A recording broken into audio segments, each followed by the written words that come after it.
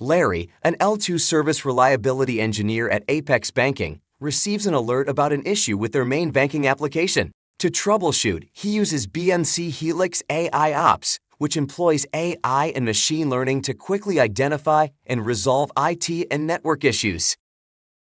He begins in the service view for the affected service, where the timeline displays the onset of the issue, any service management changes or incidents related to the service, and any operational events that have occurred.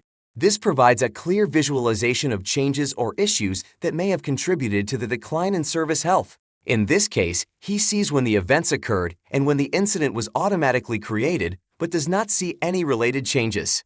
Next, he examines the topology graph where Causal AI identifies the root cause node and the upstream impact on dependent nodes.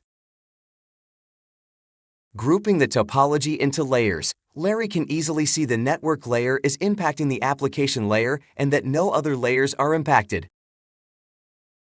Removing the grouping will display the full topology while still maintaining the red and gray impact lines.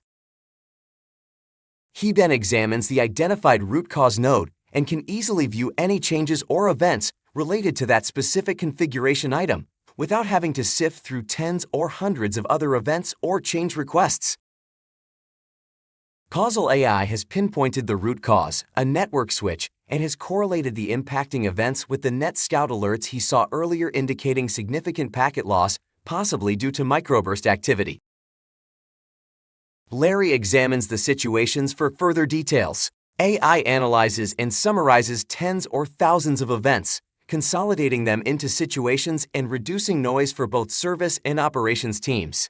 Instead of creating an individual incident for each event inside the situations, a single incident per situation is generated and automatically assigned to the appropriate L2 team.